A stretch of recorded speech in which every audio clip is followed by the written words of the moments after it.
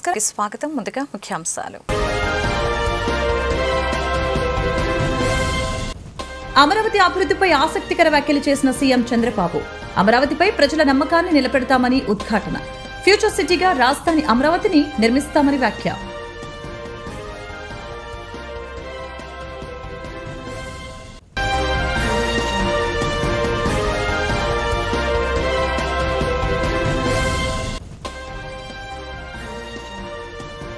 అమరావతి దేవతల రాజధాని అంటూ ప్రధాని మోదీ ప్రశంసించారని ఏపీ మంత్రి పార్థ సారథి వెల్లడి.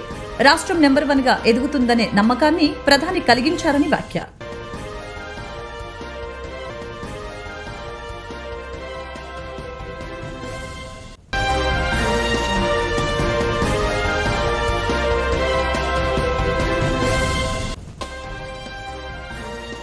ఆదివారం నీట్ 2025 పరీక్ష నిర్వహణకి పగడ్బందీ ఏర్పాట్లు చేశామని, అధికారులు ప్రతి దశల్లోనూ అప్రమత్తంగా వ్యవహరించాలని జిల్లా కలెక్టర్ లక్ష్మీ షా సూచన. ప్రతి ఒక్కరూ సంయమనంతో పనిచేసి ప్రతిష్టాత్మక పరీక్షను విజయవంతంగా నిర్వహించాలని కలెక్టర్ వెల్లడి. అమరావతి అభివృద్ధిపై సీఎం చంద్రబాబు ఆసక్తికర వ్యాఖ్యలు చేశారు. అమరావతిపై ప్రజల నమ్మకాన్ని నిలబెడతామని ఉద్ఘాటించారు. ఫ్యూచర్ సిటీగా రాజధాని అమరావతిని నిర్మిస్తామని సీఎం చంద్రబాబు తెలిపారు. అమరావతి దేవతల రాజధాని అంటూ ప్రధాని మోదీ ప్రశంసించారని ఏపీ మంత్రి పార్థ సారథి తెలిపారు. రాష్ట్రం నెంబర్ 1 గా ఎదుగుతుందనే నమ్మకాన్ని ప్రధాని కలిగించారని చెప్పారు. అమరావతిని ఏ విధంగా విధ్వంసం చేసింది, అమరావతి పట్ల ఏ విధమైన విషయం చిమ్మింది, అమరావతికి భ్రమరావతినో లేకపోతే ఇంకా రకరకాల వారి పేర్లు పెట్టి వారికి ఉన్న కసిని ఏ విధంగా వ్యక్తపరిచారో మనందరం కూడా చూసాం. ఇప్పటికైనా సరే అమరావతి యొక్క గొప్పతనాన్ని, ఈ రాష్ట్ర రాజధానికి ఒక బలమైన రాజధాని ఏర్పాటు చేసుకోవాలన్న ప్రజల ఆకాంక్షల్ని గుర్తించి దానికి సహకరించాలి, లేకపోతే భవిష్యత్తులో ప్రజలు క్షమించరని చెప్పేసి కూడా ఈ సందర్భంగా నేను తెలియజేస్తాను. చాలా సంతోషం ఏమిటంటే నిన్నటి రోజున అమరావతి వస్తుందో రాదో, మళ్లీ దుష్టశక్తులు ఈ రాష్ట్రంలోకి వస్తే అమరావతి ఏమైపోతుందో అని అనేక అనుమానాల్లో డోలాయమానం పరిస్థితుల్లో నిన్న ప్రధానమంత్రి గారి చేతుల మీదుగా మన ప్రీతం ముఖ్యమంత్రి చంద్రబాబు నాయుడు గారు, ప్రీతం ఉప ముఖ్యమంత్రి పవన్ కళ్యాణ్ గారు, మా యువనేత లోకేష్ గారి సమక్షంలో 49,000 కోట్ల విలువ చేసే 74 పనులకి, అమరావతికి సంబంధించిన పనులకు శంకుస్థాపన చేయడం కానివ్వండి, 5,028 కోట్ల రూపాయలు వివిధ గవర్నమెంట్ ఆఫ్ ఇండియా ప్రాజెక్ట్స్, మన రాష్ట్రానికి వచ్చిన ప్రాజెక్టులకి శంకుస్థాపన చేయడం కానివ్వండి, 3,600 కోట్ల రూపాయలు అదేవిధంగా నేషనల్ హైవేస్కు సంబంధించిన రహదారులు, 254 కోట్ల రూపాయలు సంబంధించిన రైల్వే పనుల్ని జాతికి మన శంకుస్థాపన చేయటం కానీ, జాతికి పునరంకితం చేయటం కానీ కార్యక్రమాలు చేయటం ఈ రాష్ట్రంలో, ఆంధ్రప్రదేశ్లో అప్పుల ఊబిలో కూరుకుపోయినా సరే ఈ రాష్ట్రం మళ్లీ దేశంలో నెంబర్ 1 స్థానానికి వెళ్ళగలదు అని చెప్పేసి ఒక నమ్మకాన్ని మరి నా ప్రధానమంత్రి గారు కల్పించారని చెప్పేసి మనం చేస్తా ఉన్నాను. అంతేకాకుండా చంద్రబాబు నాయుడు గారు, పవన్ కళ్యాణ్ల భుజాలకి నా భుజాన్ని తోడించి ఈ అమరావతి ఆంధ్రప్రదేశ్ అభివృద్ధికి నేను సహకరిస్తాను అని చెప్పడం ద్వారా కేంద్ర ప్రభుత్వం ఏ విధంగా ఈ రాష్ట్రానికి భవిష్యత్తులో మేలు చేయబోతుందో చాలా స్పష్టంగా కళ్ళ కట్టినట్టు అర్థమవుతుందని చెప్పేసి కూడా ఈ సందర్భంగా నేను తెలియజేస్తా ఉన్నాను. అంతేకాకుండా ఈ నెల 4వ తేదీ ఆదివారం నీట్ 2025 పరీక్ష నిర్వహణకి పగడ్బందీ ఏర్పాట్లు చేశామని, అధికారులు ప్రతి దశలోనూ అప్రమత్తంగా వ్యవహరించాలని జిల్లా collector doctor G Lakshmi Shah సూచించారు. ప్రతి ఒక్కరూ సమన్వయంతో పనిచేసి ప్రతిష్టాత్మక పరీక్షను విజయవంతంగా నిర్వహించాలని కలెక్టర్ సూచించారు. షష్ఠిని పురస్కరించుకుని ఇంద్రకీలాద్రి శ్రీ దుర్గా మల్లేశ్వర స్వామివార్ల దేవస్థానం నందు సుబ్రహ్మణ్య స్వామి కళ్యాణం అంగరంగ వైభవంగా నిర్వహించడం జరిగింది. షష్ఠి నాడు శ్రీ వల్లి దేవసేన సమేత సుబ్రహ్మణ్య స్వామి కళ్యాణం జరిపించడం, వీక్షించడం వలన అవివాహితులకి వివాహ సంబంధం ఆటంకాలు తొలగి వివాహాలు జరిగి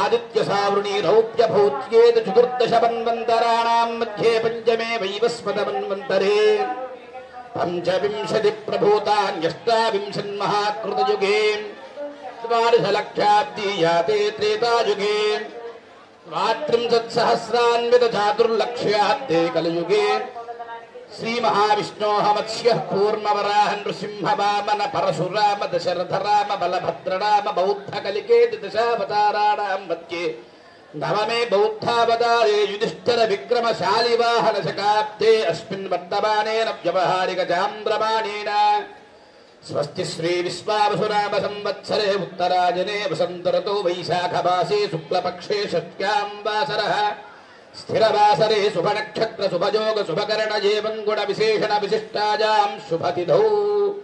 కూర్చున్నటువంటి వారందరూ ఒక్కసారి మీ గోత్రాలని నామాలని మనస్సులో స్మరించుకోండి.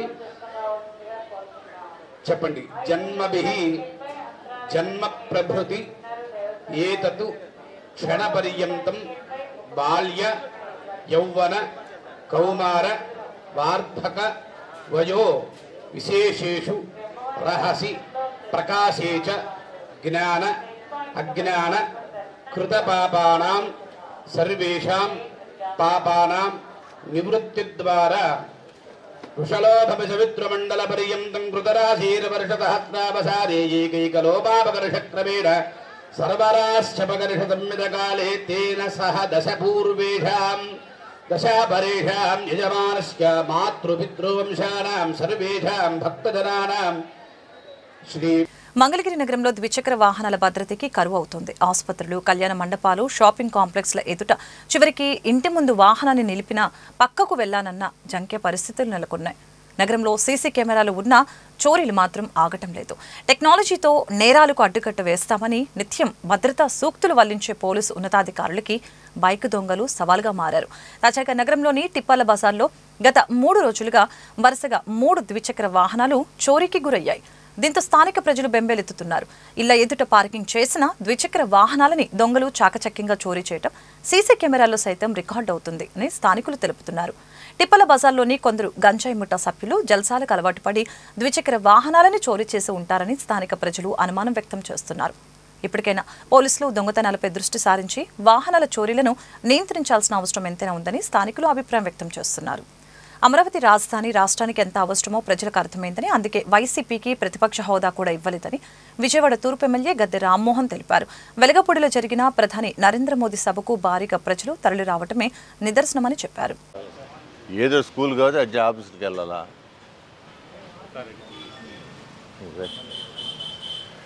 నిన్నటి కార్యక్రమం అందరం చూసాం. ఉదయం నుంచి ప్రజలు కేరింతలతో ఆ సభకి రావడం, మోడీ గారి సభకి రావటం, మోడీ గారు వీళ్ళందరినీ చూసి మనకిచ్చిన వరాలే కాకుండా రానున్న రోజుల్లో ఈ రాజధాని భారం నేను కూడా నా భుజానికి ఎత్తుకుంటానని చెప్పటం, అంతేకాకుండా మరో కార్యక్రమం కూడా అది తొందరలో విశాఖపట్నం నగరానికి వస్తానని చెప్పటం, ఏమేమి కావాలో అవన్నీ కూడా డిపిఆర్ ఇస్తే దాన్ని అన్నింటినీ కూడా ఏ విధంగా సమర్థవంతంగా పూర్తి చేయాలో కేంద్రం రాష్ట్రం కలిపి ఆలోచన చేసి పూర్తి చేద్దామని చెప్పడం, ఇవన్నీ కూడా ఆంధ్ర రాష్ట్రానికి పట్టిన అదృష్టం అని నేను భావిస్తున్నాను. 24 జరిగిన ఎన్నికల్లో ప్రజలు ఇచ్చిన మ్యాండేట్కి ప్రజల్లో రాజధాని కట్టలేకపోవడంలో ఎంత వ్యతిరేకత ఉందో తెలుసుకున్న ప్రజలు ఆ గత 5 సంవత్సరాలు ఉన్న ప్రభుత్వానికి కనీసం వాళ్ళకి ప్రతిపక్ష హోదా కూడా రాకుండా ఓడించడం అంటే అది చరిత్రలో చాలా అరుదుగా జరుగుతుంది. నేను అనుకోవడం భారతదేశంలో ఈ రాష్ట్రంలోనే ఆ విధంగా 2 పర్యాయాలు జరిగింది. ప్రతిపక్ష పార్టీకి, ప్రధాన ప్రతిపక్ష పార్టీకి కనీసం ప్రతిపక్ష హోదా కూడా రాకుండా. దీనిని మనం అర్థం చేసుకోవాల్సిన అవసరం ఉంది. మోడీ గారు కూడా ఈ రోజున నారా చంద్రబాబు నాయుడు గారి శక్తి సామర్థ్యాల గురించి చక్కగా మాట్లాడటం జరిగింది. గతంలో ఆయన ముఖ్యమంత్రిగా ఉన్నప్పుడు ఆయన కంప్యూటర్ గురించి మాట్లాడుతూ ఉంటే నేను ఆ గుజరాత్ నుంచి ఆయన అధికారులు పంపించి ఆ వివరాలను తెలుసుకుని దాన్ని కాపీ కొట్టి అక్కడ ముఖ్యమంత్రిగా సమర్థవంతంగా పరిపాలన చేశానని చెప్పి ఆయన జోక్గా చెప్పినా పచ్చి నిజం చెప్పారని నేను నమ్మకం చేస్తున్నాను. సో ఆ విధంగా ఒక విజన్ లీడరు, ఆయన చేతుల మీద ప్రజలు కూడా ఆయన సహకరించాలి. జరుగుతున్న వాస్తవాలని కూడా తెలుసుకోవాలి. తెలిసిన ఆయన సహకరిస్తే చక్కటి అమరావతి సృష్టించబడుద్ది. అమరావతి సృష్టిస్తే అది ఆయనకు కాదు లాభం. ఆయన సృష్టించాడనే పేరుంటుందేమో కానీ దానివల్ల లాభం పొందేది పిల్లలు. ఈ ఆంధ్ర రాష్ట్రంలో ఉన్న ప్రతి ఒక్క పిల్లడు, అది విశాఖపట్నం కావచ్చు, లేకపోతే కడప కావచ్చు, లేకపోతే రాయలసీమ కావచ్చు, ఎక్కడ పిల్లలకైనా కూడా అది ఉద్యోగ కల్పనలో కానీ వ్యాపారాలు చేసుకునే వాళ్ళలో కానీ అన్నిటికీ కూడా ఒక రాజధాని, అద్భుతమైన రాజధాని కావాలి. ఆ రాజధాని సృష్టి కోసం ఆయన పనిచేస్తున్న మనందరం కూడా ఆయనకు సహకరించాలని నేను మనస్ఫూర్తిగా కోరుకుంటూ, తెలుగుదేశం పార్టీ నిరంతరం కూడా సేవా తత్పరతో రాజకీయ నాయకులు ముందుకు వెళ్తూ ఉంటారు. ఈరోజు చూసాం, పేదవాళ్ళకి 2 కుటుంబాలకి మా సీనియర్ తెలుగుదేశం పార్టీ నాయకుడు గల్లా రామారావు గారి కుటుంబం నుంచి ప్రతి నెల కూడా 2 కుటుంబాలకి బియ్యం, పప్పు, నూనె ఇవ్వడం జరుగుతుంది. అది 10 మందికి స్ఫూర్తి కావాలి.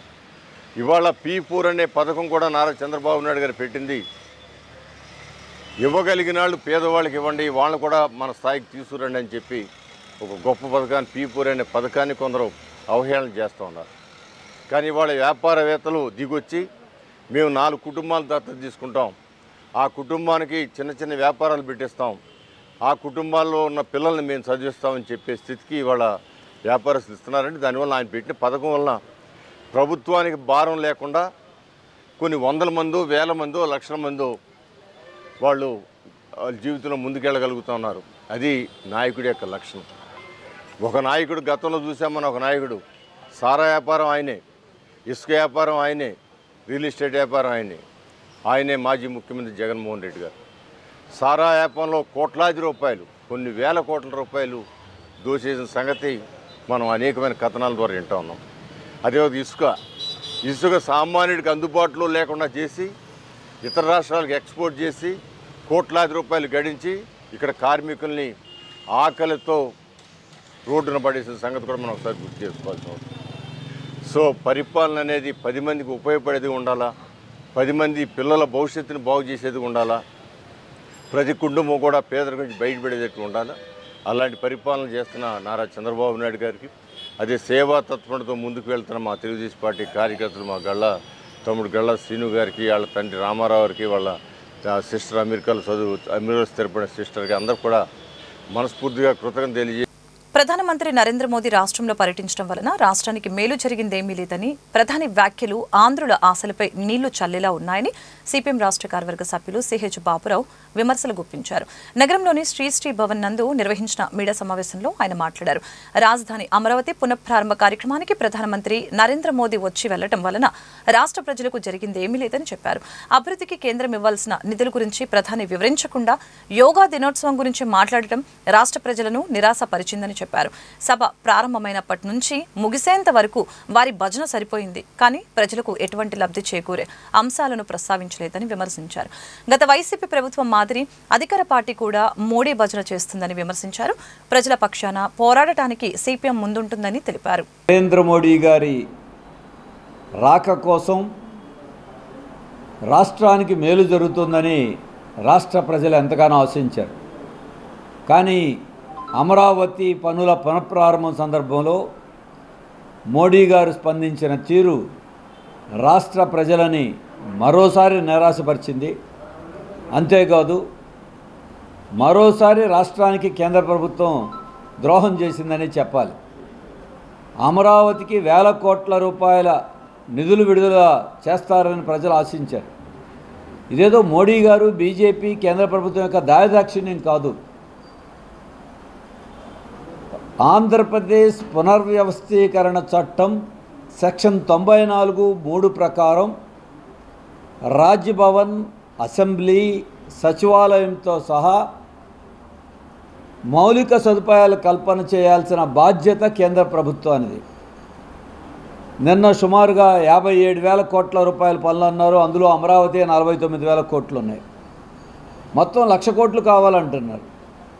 మరి దీంట్లో నిధులు లేకుండా అమరావతిని పొగిడి అమరావతి ఇందుర్ల రాజధాని లేకపోతే ఇంకోటని మాటలు చెప్పడం వల్ల లాభమే ఉంది? పోనీ గత 11 ఏళ్లలో గవర్నమెంట్ ఏమన్నా ఇచ్చిందా? ఇప్పటి వరకు ఇచ్చింది 1500 కోట్ల రూపాయలు మాత్రమే. కనీసం తన బాధ్యతని డబ్బు రూపంలో చేస్తామనే మాట కూడా ఎందుకు చెప్పలేకపోయారు? 11 ఏళ్ల నుంచి రాష్ట్రంలో అంటే కొంతకాలం జగన్మోహన్ రెడ్డి గారు ఉన్నారు, చంద్రబాబు నాయుడు గారు ఉన్నారు. కేంద్రంలో బీజేపీ నరేంద్ర మోడీనే కదా. ఎవరడ్డం పడ్డారు చేయడానికి మీకు? ఒకళ్ళనొకరు గౌరవించుకోవడం తప్పు కాదు, ప్రధానమంత్రి గారిని గౌరవించాల్సిందే. కానీ గౌరవం వేరు, భజన వేరు. ఇదొక వీళ్ళని వాళ్ళని వీళ్ళు భజన చేసుకునేటువంటి సమావేశంలాగా మారిస్తే రాష్ట్రానికి, రాజధానికి ఏమీ ప్రయోజనం చేకూరుతుంది? అలాగే 15,000 కోట్ల రూపాయలు ప్రపంచ బ్యాంక్ నుంచి అప్పు ఇప్పించారు. ఆంధ్రప్రదేశ్కి అప్పు మిగిల్చేది? ఇప్పటికే లక్షల కోట్ల అప్పులు చేశారు రాష్ట్ర ప్రభుత్వం అని మీరే చెప్పారు గతంలో ప్రభుత్వం. మరి ఇవాళ అప్పులేంటి? అప్పులు కాకుండా గ్రాంట్లు చంద్రబాబు నాయుడు గారు, పవన్ కళ్యాణ్ గారు అడగాల్సింది. ఏదో ప్రధానమంత్రి గారికి ఉబ్బయిస్తే డబ్బులు ఇస్తారని కాదు, మన హక్కు అది. ముందు అడగాలి, లోపల అడగాలి, బయట అడగాలి. ఆ ఒత్తిడి తేవాలి. జనం లక్షల మందిని తీసుకొచ్చి ఉపయోగం ఏంటి? అందుకే నిధులు రాబట్టడంలో రాష్ట్ర ప్రభుత్వం, కూటమి ప్రభుత్వం విఫలమైంది. మాది డబుల్ ఇంజన్స్, త్రిబుల్ ఇంజన్ సర్కారు. మోడీ గారితో కలిసి నిధులు వరద వచ్చేస్తున్నారు. వరద సరే, దానికి డబ్బు లేదు. ఇవ్వటంలో నరేంద్ర మోడీ గారు ఏం చెప్పారు చివరికి? జూన్ 21వ తారీఖున విశాఖపట్నంలో యోగా దినోత్సవం చేస్తే దాంట్లో కలుద్దాం. ఇందుకోసం పిలిచింది. అంటే యోగా మళ్ళీ మౌనముద్రలో ఉండాలా? రాజధానికే కాదు, రాష్ట్రానికి ప్రత్యేక హోదా గురించి మాట్లాడాలా? విశాఖ ఉక్కు పరిరక్షణ గురించి మాట్లాడాలా? కడప ఉక్కు ఊసే ఎత్తలేదు. వెనకబడిన ప్రాంతాల అభివృద్ధి గురించి లేదు. మనకు ఉపాధి కల్పించే పరిశ్రమలు లేవు. పోయిన అక్కడెక్కడో కాదు, అమరావతిలో 41 కేంద్ర ప్రభుత్వ సంస్థలకి 300 ఎకరాలు భూములు కేటాయించారు. ఇప్పటి వరకు ఒక్కడు కూడా ప్రారంభం చేయలే. మనం వెళ్ళి చూసి వచ్చాం. కాంపౌండ్ వాళ్ళు కట్టారు ఒకదానికి, ఇంకో దానికి ఒక అంతస్తు కట్టారు. అసలు మిగతా వాటిలో స్థలాలు ఎక్కడ ఉన్నాయో కూడా ఇంతవరకు స్వాధీనం చేసుకోవాలి. పోయిన ఒక 6 నెలల్లో వెంటనే చేయలేకపోవచ్చు. గత ప్రభుత్వం నిర్వీర్యం చేసింది అన్నారు. మరి మోడీ గారు ఏం చేశారు? 5 ఏళ్ళు బీజేపీ ఏం చేసింది? మరి ఇటువంటి పరిస్థితుల్లో అక్కడ మాటలు, ఉపన్యాసాలు తప్ప రాష్ట్రానికి, రాజధానికి ఒరిగిందేమీ లేదు. నిరాశపరిచారు.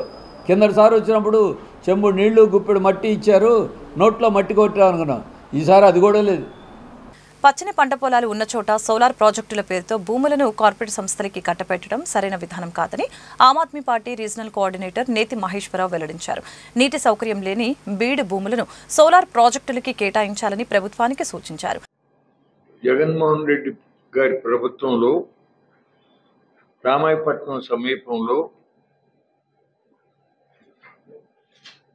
ఇండోసోల్ కంపెనీకి సోలార్ ప్రొడక్ట్స్ని తయారు చేసేందుకు కేటాయించినటువంటి భూముల్ని ఇప్పుడు భారత్ పెట్రోలియం రిఫైనరీ పెట్రోకెమికల్ కాంప్లెక్స్కి ఇస్తూ ఉన్నటువంటి నేపథ్యంలో తిరిగి ఆ ఇండోసోల్ కంపెనీకి ప్రకాశం జిల్లాలో రామాయపట్నం సమీపంలో కరీడు గ్రామం సమీపంలో వేలాది ఎకరాల భూములు ఇవ్వాలనేటటువంటి జీవో ఇవ్వటం, అట్లాగే జగన్మోహన్ రెడ్డి ప్రభుత్వంలో ఆ కంపెనీకి మంజూరు చేసినటువంటి ఇన్సెంటివ్స్, ప్రోత్సాహకాలు ఏవైతే ఉన్నాయో వాటికి ఇంకా అదనంగా అనేక ప్రోత్సాహకాలని ఆ కంపెనీకి శాంక్షన్ చేస్తూ ఇటీవల మార్చి 25వ తారీఖున తెలుగుదేశం ప్రభుత్వం జీవో ఇవ్వటం చాలా ఆశ్చర్యకరం, ఎంత మాత్రము కూడా సమర్థనీయం కాదు. ఈ పరిస్థితుల్లో అసలు భారత్ పెట్రోలియం కార్పొరేషన్ లిమిటెడ్ అక్కడ రామాయపట్నం వద్ద ఏర్పాటు చేస్తామన్నటువంటి పెట్రోలియం రిఫైనరీ కాంప్లెక్స్ని కాకినాడలో కానీ మచిలీపట్నంలో కానీ పెట్టవలసినటువంటి అవసరం ఉంది. ఎందుకంటే క్రూడ్ ఆయిల్, గ్యాస్ నిల్వలు కాకినాడ దగ్గర నుంచి బందరు వరకు మాత్రమే ఉన్నాయి.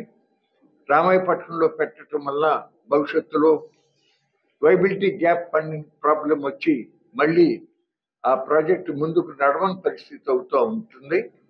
రెండోది కరీడి ప్రాంతంలో అక్కడ చెరువు కింద మాగాణి 300 కోట్ల మనీ సో విదేశాల నుంచి ఈ దేశానికి సతీష్ కపూర్ అనే డొల్ల కంపెనీలు పెట్టిన చరిత్ర ఉన్న కంపెనీ అతను తీసుకొస్తాడని ఆ ప్రభుత్వం ఈ ప్రభుత్వం అగ్రిమెంట్ చేసుకునే పరిస్థితి అంటే ఆంధ్రప్రదేశ్ లో ఏం జరుగుతా ఉంది.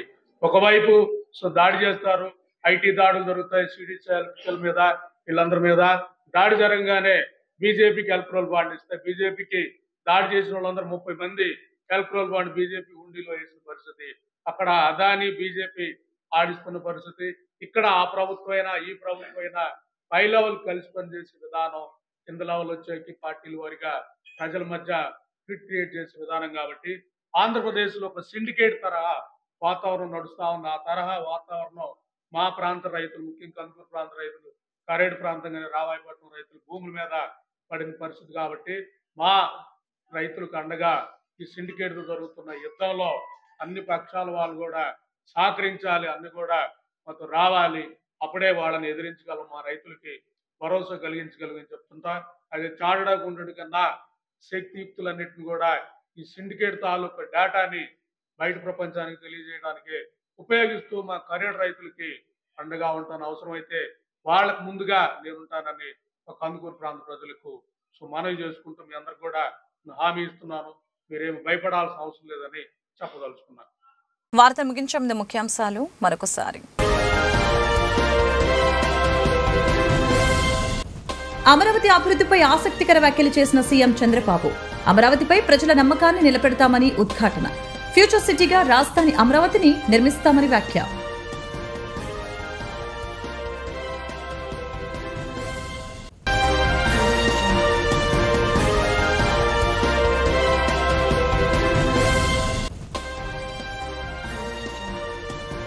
అమరావతి దేవతల రాజధాని అంటూ ప్రధాని మోదీ ప్రశంసించారని ఏపీ మంత్రి పార్థ సారథి వెల్లడి. రాష్ట్రం నెంబర్ 1 గా ఎదుగుతుందనే నమ్మకాన్ని ప్రధాని కలిగించారని వ్యాఖ్య.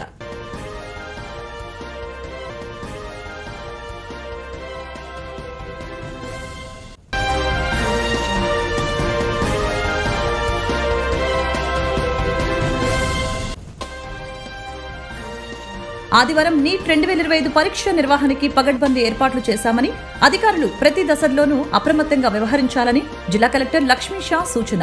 ప్రతి ఒక్కరూ సంయమనంతో పనిచేసి ప్రతిష్టాత్మక పరీక్షను విజయవంతంగా నిర్వహించాలని కలెక్టర్ వెల్లడి. ఈ వార్తలు ఇంతటితో సమాప్తం. మరొక బులెటిన్లో మళ్ళీ కలుద్దాం. నమస్కారం.